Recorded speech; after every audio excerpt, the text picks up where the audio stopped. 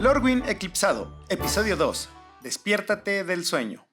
Sanar fue el primero en darse la vuelta y salir corriendo, no por cobardía, sino por instinto de supervivencia. La oscuridad que emanaba de la extraña criatura había absorbido y extinguido su pequeño globo de luz, cubriendo el líquen brillante y borrando su reconfortante penumbra.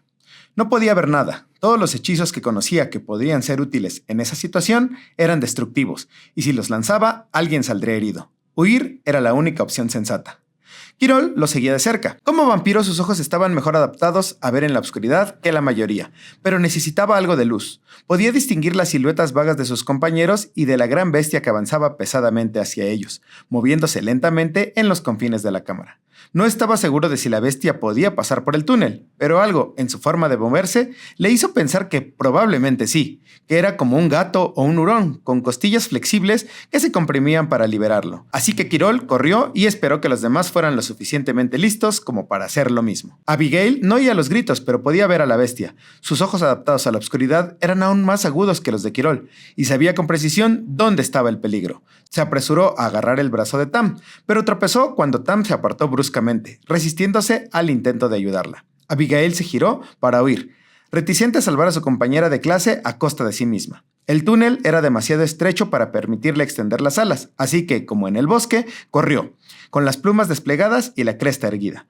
Era una respuesta fisiológica natural, destinada a hacerla parecer más grande, pero lo que consiguió en esa ocasión fue asustar tanto a Sanar cuando salió a la carrera por la puerta del dolmen, que gritó y corrió hacia las piedras verticales más cercanas.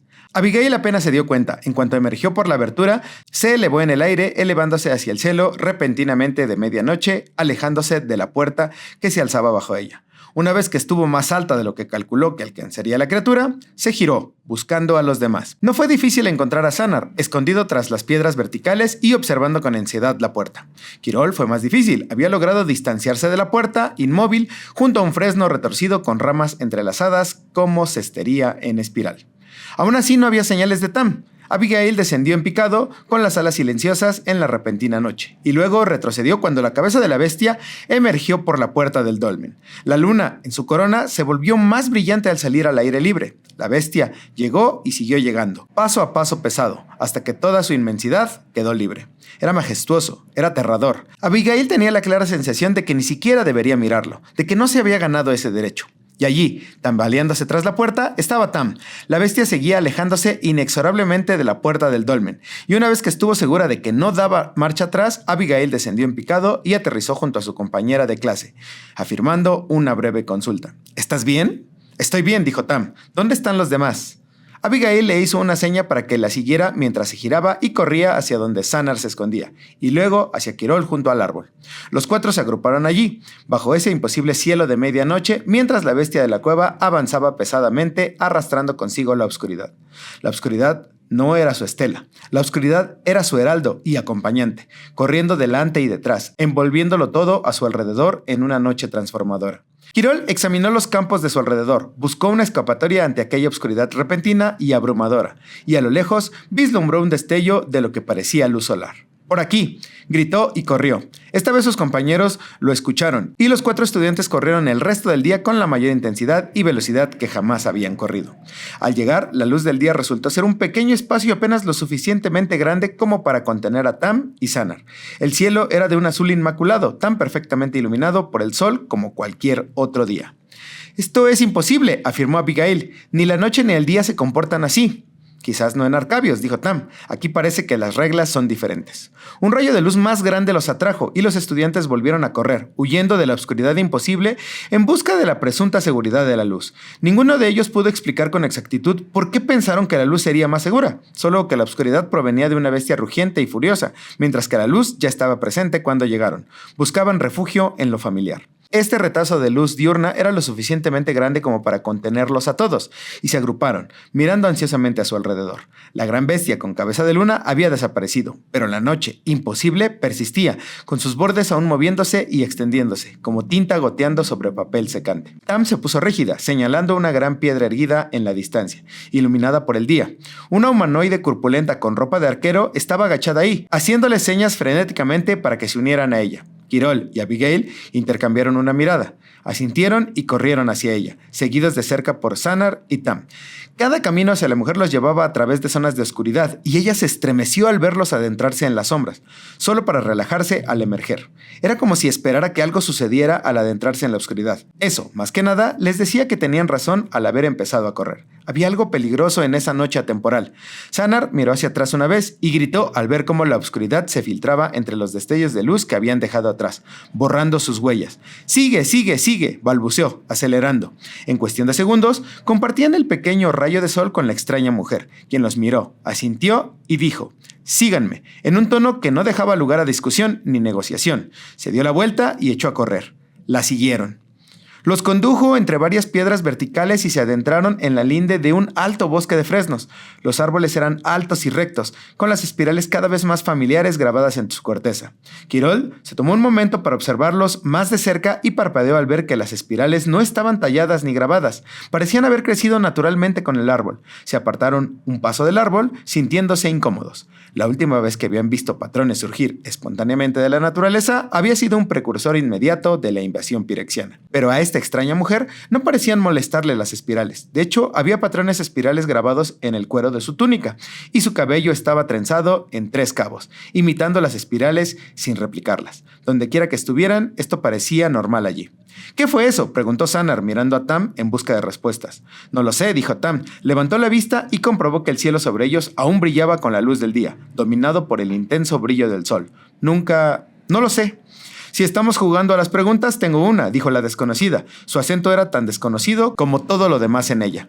«¿Quién eres y de dónde vienes?». Era una pregunta justa. Simplemente no tenían el vocabulario para responderla. Abigail finalmente dio un paso al frente, siguiendo su instinto de poeta, y dijo por señas: «Somos estudiantes de una gran academia en un lugar muy lejano. Resbalamos, caímos y terminamos en tu prado. No queremos hacer daño, pero no sabemos dónde estamos ni cómo vamos a regresar».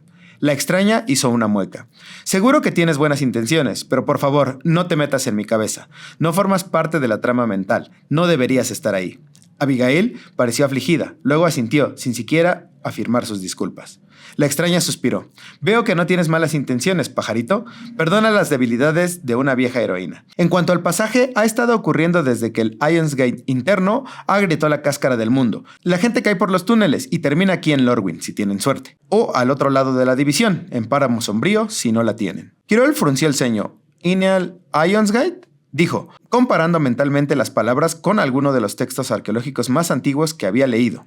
«¿La invasión de metal?», adivinó finalmente. La mujer asintió. «Así lo llaman los Bogarts».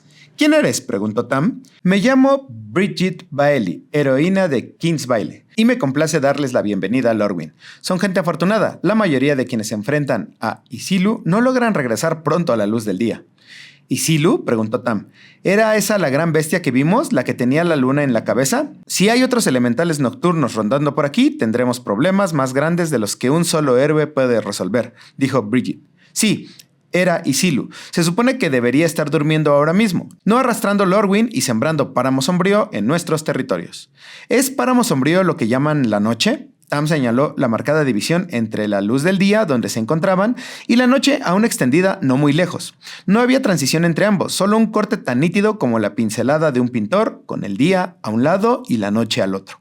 «No, no eres de por aquí, ¿verdad?». Bridget negó con la cabeza. «Te lo explicaré mejor cuando nos vayamos.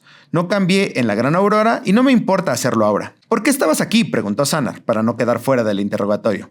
«Mencioné que no fueron los primeros forasteros en llegar a Lorwyn. Bueno, todavía estamos intentando averiguar cómo sucede eso. Nadie ha pillado a alguien de su clase llegando ni saliendo. De hecho, siempre ha habido rumores, pero antes eran escasos y ahora parece que no pueden darse la vuelta sin enterarse de que la tripulación del Wanderwine se ha enfrentado a un forastero, o que los elfos han capturado a algún idiota muy bonito y lo han llevado de vuelta a Lysalana para interrogarlo. Así que cuando oí el rumor de una extraña luz en el cielo, pensé: Bridget, puede que sea de ahí de donde vienen los forasteros. Y salí para ver si tenía razón, y aquí estoy, y aquí están ustedes, y aquí está esto». Hizo un gesto hacia el cielo. Los estudiantes siguieron su movimiento y suspiraron casi al unísono al ver la silueta triangular del sendero del presagio que los había traído a Lorwyn. Seguía ahí, tenue y distante, envuelto en la luz del día. Por el momento, la oscuridad que se extendía seguía engullendo esa parte del cielo, y mientras observaban, bañó el triángulo iridescente, aparentemente borrándolo. ¡No! Abigail hizo una seña con un gesto de negación duro e involuntario y se lanzó al aire batiendo las alas con fuerza mientras ascendía hacia donde había estado el sendero del presagio. Los demás la observaron y vieron el momento en que confirmó que se había ido. Cuando su postura cambió, la esperanza se desvaneció. Lentamente volvió a descender al suelo, aterrizando junto a los demás. Tam se volvió hacia Bridget. «Parece que nos quedaremos aquí un rato», dijo educadamente. «¿Sabes de algún sitio al que podamos ir?» Con expresión pensativa, Bridget asintió. «Creo que sí», dijo. «Vengan conmigo». La luz del sol y la luz de la luna se filtraban oblicuamente a través de la suelta trama de las copas de los árboles, proyectando destellos de oro brillante y plata fría sobre el exuberante suelo. La noche y el día se fundían a centímetros, sin auroras que los separaran en este valle oculto. La hierba era tan verde que podía haber avergonzado a las esmeraldas, pero palidecía en comparación con la increíble profusión y variedad de flores silvestres. Todos los colores del arco iris estaban representados, así como flores blancas del tamaño de la palma de un elfo y diminutas flores negras con la forma de una estrella fugaz dibujada por un niño. Sus centros eran aún más oscuros, del color del espacio entre las estrellas, y olían tan dulce como miel ampollada vertida directamente sobre una hoguera. Las que crecían a la luz de la luna en lugar del sol infinito brillaban como estrellas en su obscuridad irregular, y el resultado era una tercera luz que se unía a las dos celestiales, una luz de hadas que no se podía encontrar en ningún otro lugar. Los árboles, erguidos y altos bajo su carga de enredaderas y flores en forma de trompeta, crecían densamente hasta el borde de la cañada, dividida por la mitad por un arroyo de dulces risas que corría sobre piedras pulidas por el tiempo y el peso del agua. Y nada de esto, ni muros de madera ni de agua, ni la noche y el día imposible entremezclados, constituían la verdadera seguridad de la cañada.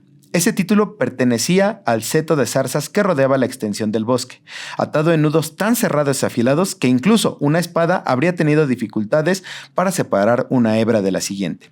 Sus espinas eran largas y perversamente afiladas, curvándose suavemente en ganchos que podían agarrar y hundirse en la carne si alguien se acercaba demasiado. El seto no se movía bajo una mirada superficial, pero había un ruido suave y constante desde sus profundidades, como el de anguilas deslizándose sin cesar unas sobre otras, atentas, alertas y voraces. En la fuente del río, en lo alto del valle, una enorme flor se elevaba hacia el cielo, coronando una gruesa columna verde formada por una docena de tallos, cada una fácilmente tan grande como el muslo de un kitkin, trenzados juntos en un patrón en espiral que debía haber sido más fuerte que la piedra o el acero, porque la flor que sostenía era enorme, más allá de lo soñado. Sus pétalos eran de plata, oro y marfil, recreando los tres tipos de luz. Formaban una copa festoneada, cuyas puntas superaban las copas de los árboles. Donde deberían haber estado el estambre y el pistilo, había un palacio, de una elegancia atemporal, en su simplicidad, construido con ladrillos de zarza moldeada en lugar de piedra, pero tan grande como cualquier palacio. Tenía murallas y torres,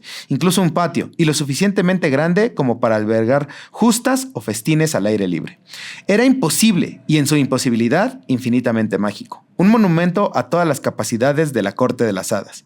Parches de noche y día salpicaban los muros y los jardines, hermosos en su caos. Esto era Gran Elendra, la fortaleza de la reina de las hadas, antaño protectorado de la gran madre Ona, ahora hogar y dominio de la reina Maralén de las hadas. Las hadas danzaban entre las ramas entrelazadas y revoloteaban por los salones del palacio, con la luz destellando en sus caparazones hasta que brillaban como joyas.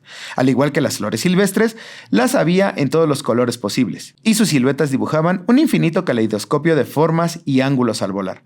Volaban para mantenerse a la sombra o al sol, sin permitir que la transición entre ambos las distrajera de sus tareas. En el mundo de zarzas, el hada que se había deslizado por un sendero de presagios hacia Arcabios y había traído a un grupo de estudiantes a otro mundo, se coló por un hueco entre las espinas. El hueco era estrecho, demasiado estrecho para algo más grande que un hada, y este era un ejemplar grande de su especie. Una vez atravesado, el hada se sacudió para estirar sus alas destrozadas, y luego se dirigió al rayo de luz más cercano con la avidez y el entusiasmo de un ladrón al que conducen a la horca.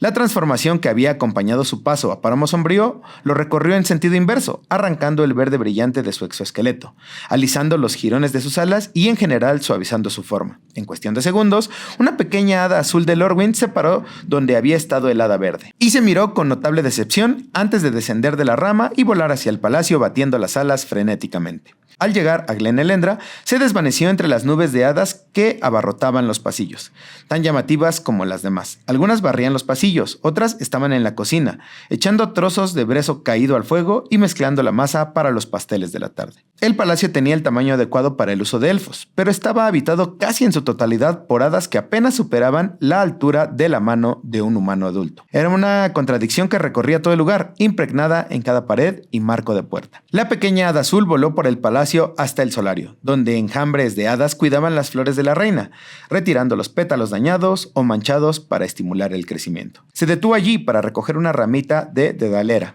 y luego siguió volando, adentrándose en el laberinto de los pasillos hasta que encontró una rareza. Una puerta cerrada. Se había cortado una abertura circular en la puerta, formando un sol naciente en la parte superior. La pequeña hada la atravesó sin detenerse, entrando en la cámara de la reina. La habitación era amplia y circular, con paredes suavizadas por tapices de musgo vivo, helechos y pequeñas flores cuyas raíces prosperaban al estar expuestas al aire. En el centro de la habitación había una gran cama con la forma de un castillo en miniatura, con delicados pétalos formando un dosel alrededor del suave acolchado central. El hada se lanzó hacia la cama central, dejando caer su ramita de dedalera sobre la almohada de la figura que dormía ahí. Luego se elevó, batiendo las alas con furia, y salió volando por la ventana de la habitación hacia el patio. La ocupante de la cama era una criatura realmente extraña, alta como un elfo, pero con una piel verde pálido que parecía endurecida y semicristalina, casi opalesciente. Su cabello, largo y negro, se desplegaba a su alrededor mientras dormía, formando alas contra la ropa de cama. Tenía los cuernos curvados de antílope de un elfo de la canción matutina, aún más verdes y cristalinos que el resto de su cuerpo, casi perlados a la luz. Y por la forma en que tenía el rostro contraído y sus pezuñas hendidas se hundían en el colchón, estaba teniendo un sueño realmente terrible. Con un jadeo, Maralén despertó y se incorporó en la cama, aferrándose a las mantas. El momento hizo caer la rama de dedalera de la almohada y se giró para contemplarla con ojos abiertos y dolidos. Con cautela, extendió la mano para recogerla, sin dejar de mirarla. Las flores no indicaban de dónde había salido cuando las levantó y las observó, así que las dejó caer de nuevo, agarrándose la cabeza. Algo andaba muy mal, algo tan grave como para infiltrarse en sus sueños y distorsionarlos. Maralén se estremeció y apartó la vista de las flores. Luego se soltó las sienes y se pasó una mano de dedos largos por el pelo, recogiendo un puñado de delicados pétalos de lavanda. Los esparció por la ropa de cama a su alrededor, dejándolos caer junto a los demás que ya estaban ahí. Con cuidado, se movió hasta el borde de la cama. Se puso de pie, inestable sobre sus delicados cascos, y se dirigió hacia su tocador para prepararse para enfrentarse al mundo, cuando un enjambre de hadas irrumpió por el agujero de la puerta. La rodearon al instante una tormenta de hadas arremolinada, todas hablando a la vez con sus rápidas voces de insecto. Maralén levantó las manos con las palmas hacia afuera. «Para», dijo, «para. No pueden hablar al mismo tiempo si quieren que los entienda. A ti», señaló a una hada negra y marrón que parecía un puñado de hojas secas unidas para formar un organismo vivo. «Camey, dime qué pasa». La pequeña hada se irguió mientras flotaba a pocos metros del rostro de Maralén y luego voló con audacia hacia la reina. Maralén extendió la mano para que el hada se posara sobre ella. Varias de las demás se quedaron boquiabiertas ante la muestra de favoritismo, incluso cuando Camey se acomodó, agitó sus alas en una posición neutral y dijo: «Somos su rebaño personal, señora». «Sí, lo eres», asintió Maralén. Estas eran las hadas elegidas, o que se habían elegido a sí mismas, en algunos casos, para atender sus necesidades físicas, mientras ella y Glen Elendra continuaban adaptándose. Como avatar de la antigua reina de las hadas, creada para imitar a una elfa canción matutina, no estaba claro hasta dónde llegarían esos ajustes. El palacio había tardado casi una década en expandirse lo suficiente como para permitirle el acceso a todos sus espacios. Su piel había tardado más del doble en endurecerse hasta convertirse en el duro caparazón de un hada. Durante estas transiciones, las hadas habían decidido que tanto la reina como el castillo necesitaban ayuda para facilitar el proceso. Maralén no se había puesto. Como avatar de Ona, quien rechazó a su creadora tan vehementemente, le resultaba difícil conectar con sus súbditos. Su nombre no tenía el mismo peso que el de su madre creadora. Si las hadas querían estrechar sus lazos con ella mediante el servicio, lo permitiría y con gusto. «Somos 35 para los días de temporada de enjambre», continuó Camey. «Sí», concedió Maralén, sin nada más que hacer. «Pero ahora somos 34 y Aeryn ha desaparecido. No está holgazaneando en ninguno de los lugares habituales, pero todos hemos tenido que hacer su trabajo», dijo Camey. Frunció el ceño con aspecto frustrado. Ha estado desaparecido por horas y horas y hemos enviado a algunos exploradores a buscarlo, pero no lo encontramos. Lo peor es que alguien ha estado usando su cama y su lugar, y cuando la bandada se mueve parece que hay 35, así que no sabemos dónde está, ni por qué, ni quién ha estado poniendo la cabeza en su almohada. Maralene hacía tiempo que había aprendido a tomarse en serio las preocupaciones de sus hadas. Sumado al sueño que la había despertado, que se desvanecía en franjas irregulares de oscuridad, y una sensación de malestar estomacal, resultaba realmente inquietante. Aún intentaba descifrar qué significaba esto cuando la puerta de la cámara se abrió de golpe y entró un elfo. Vestía los verdes y marrones de un cazador de hoja dorada, y un complejo resplandor le daba la impresión de que sus cuernos, destruidos hacía tiempo, adornaban su cabeza con la envergadura y majestuosidad que poseía en el lado de la luna del ciclo, donde su yo del páramo sombrío caminaba sin las heridas de su pasado en Lorwyn. Al igual que las hadas que abarrotaban los salones, hacía tiempo que había aprendido el arte de sortear las sombras, manteniéndose del lado de la aurora que contenía su recuerdo del momento. «Rhys», dijo Maralene con la voz cargada de alivio. Bajó la mano, dejando a Camei suspendida en el aire un momento antes de volar para reunirse con el resto de la bandada que seguía dando vueltas. Maralene se dirigió hacia su amigo. Rhys era mucho mayor de lo que cualquier elfo debía ser, anciano según cualquier criterio de su otrora pueblo compartido, pero al igual que ella no lo demostraba en su rostro. Cualquiera que lo viera lo habría considerado un cazador en su mejor momento, de no ser por la silenciosa advertencia de sus cuernos, más grandes y anchos de lo que jamás habrían tenido el tiempo de crecer en circunstancias normales. Era su amigo, su confidente, una de las pocas personas que comprendía cuánto había cambiado y cuánto temía los cambios venideros. Y llegado el caso, su verdugo. Maralene nació de Ona, y Ona había sido la raíz del corazón de Lorwyn, páramo sombrío. La muerte de la anciana reina de las hadas habría sido un regalo para el mundo, un gran precio, y Maralene se negó a seguir el camino de su creadora hacia la crueldad. Si mostraba alguna señal de que sus lentas transformaciones la habían llevado por el mismo camino, Rhys la mataría, sacando de su cinturón la daga que guardaba empapada en extracto de guante lunar y clavándosela en el corazón. No había cura para el veneno conocido como resplandor de luna en Lorwyn. Algunos decían que el guante del amanecer, que solo florecía en páramo sombrío, podría usarse para contrarrestarlo, pero no había pruebas de ello mientras brillaba el sol. Ninguna flor crecería en Glen Elendra. Necesitaban un entorno que durara todo el día o toda la noche, no tan mezclados como en la corte de las hadas.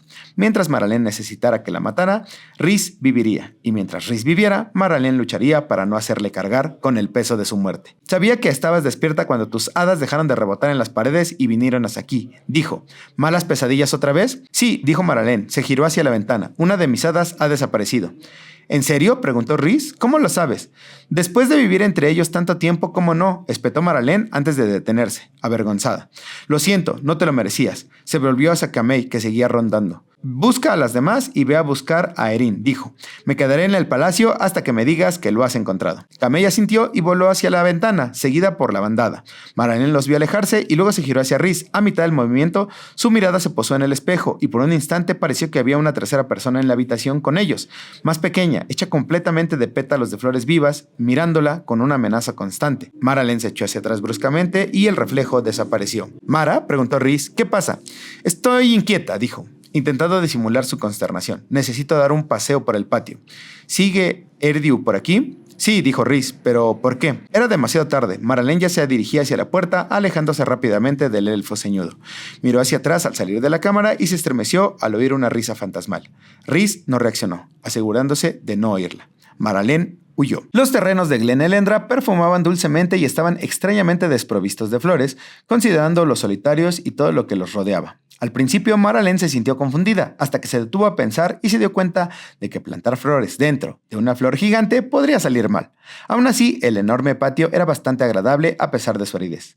Adoquinado con piedras planas del arroyo, con mesas bajas con hiedra en macetas cerca de las paredes, donde podía cultivarse. En ese momento, el patio solo contenía luz natural, desprovisto de sombras, a diferencia del resto del palacio. Allí no había ambigüedad, ninguna variación, solo Lorwyn. En el centro de todo esto se reclinaba una enorme bestia imposible, de 6 patas con pelaje rojo y blanco, y una larga cola de espinas que rodeaba todo el espacio como barrera y estandarte. Sus alas estaban plegadas en señal de satisfacción, para que cupiera lo suficientemente pequeño. Un sol resplandeciente flotaba justo sobre su cabeza, y una ola de calor y luz irradiaba de él, tiñendo el patio de un dorado y reconfortante resplandor.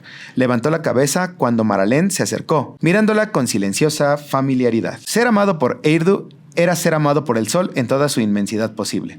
Maralén a veces pensaba que el elemental diurno era demasiado grande para ser percibido plenamente por algo inferior a sí mismo. Cuando se erguía parecía infinitamente grande, pero cuando se enroscaba satisfecho, podía caber casi en cualquier espacio que quisiera, como un patio, como la compañía de una reina. «Hola, viejo amigo», dijo Maralén acercándose.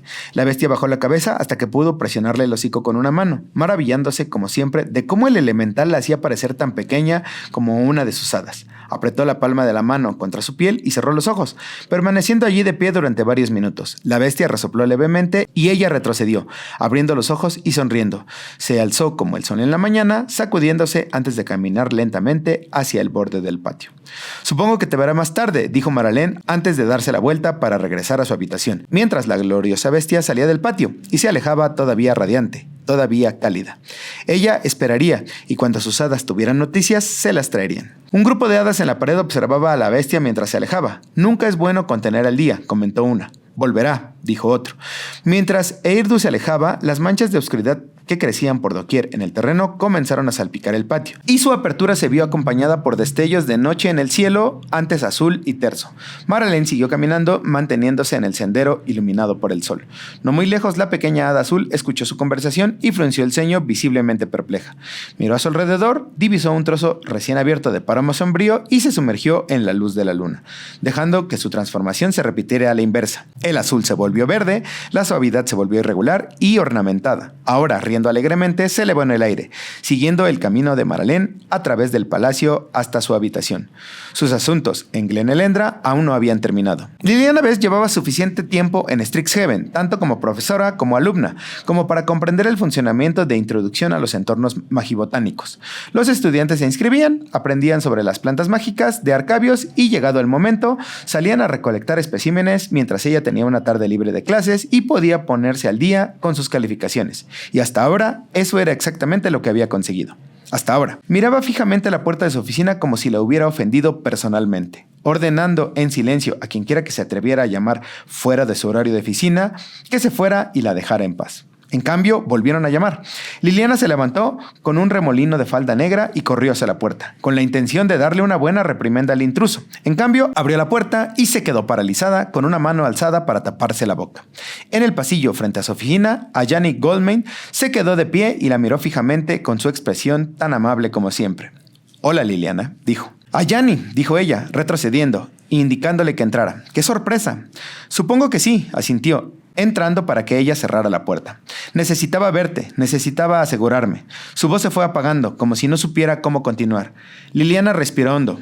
«¿Té?», preguntó. «No tengo nada más fuerte, esto es una escuela». Eso no detiene a todos. Lamentablemente, cuando intentas disculparte por tanto como yo, seguir las reglas se vuelve esencial. Se giró para acercarse al juego de té en su aparador y se detuvo, presionando las manos contra la madera. De vuelta a Ayani. «¿Quién murió?», preguntó. «¿Cómo lo supiste?». «He sido nigromante durante muchísimo tiempo. No todo se trata de zombies y risas a la luz de la luna. A veces se trata de decirle a la gente que no fuiste lo suficientemente rápido y que solo porque puedas hacerlos levantarse y caminar no significa que puedas traerlos de vuelta. Así que, por favor, Ayani, no nos engañemos pensando que somos viejos amigos o que solo viniste a ver cómo estoy. Hemos perdido a alguien y sé que por eso estás aquí». «¿Quién murió?». «Jace».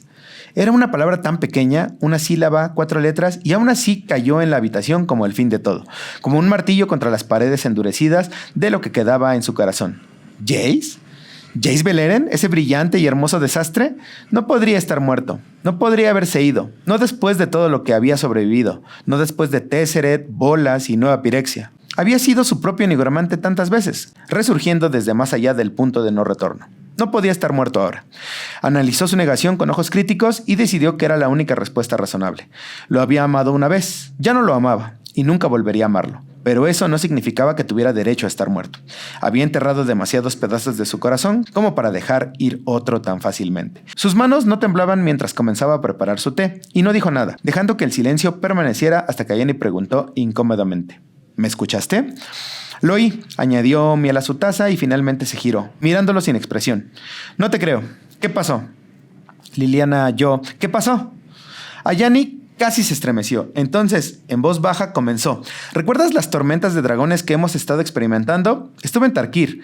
Ayudé a Elspeth y a Narset a detenerlas. Terminamos siguiendo las señales de vuelta al reino de la meditación, donde encontramos a Jace. Él hizo una pausa tragando saliva. Ya no era pirexiano, pero se equivocó de alguna manera. Estaba lanzando algo que ninguno de nosotros pudo identificar y perdió el control.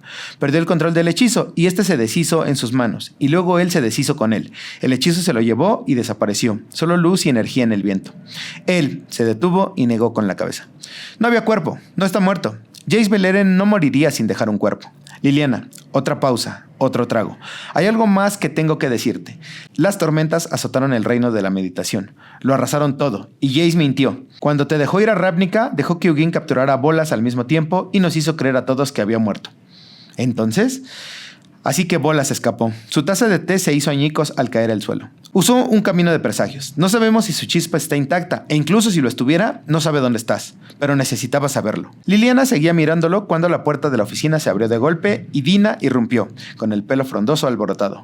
Profesora Bess, 4 de los estudiantes que llevé conmigo hoy han desaparecido. Liliana se apartó de Ayani y se dirigió a su estudiante, con la profesionalidad cubriéndola como sudario. ¿Qué pasó? Uno de ellos gritó al ver una cosa voladora rara, como un bicho grande con manos, y salió corriendo. Los demás lo siguieron. Creemos que se cayeron por un sendero de presagios, pero se cerró antes de que pudiéramos ir tras ellos. Por favor, tenemos que encontrarlos. Liliana y Ayani intercambiaron una mirada. ¿Algo raro que vuela? ¿Como un bicho grande?, preguntó Liliana. Podrían ser demasiadas cosas, dijo Ayani. No hay nada de eso por aquí, dijo Liliana. Dina los miró y el pánico pareció disminuir un poco al pasarle la responsabilidad. ¿Puedes encontrarlos?, preguntó. Claro que puedo intentarlo, dijo Ayani. ¿Puedes mostrarnos dónde estaban? Dina asintió y se pusieron en marcha.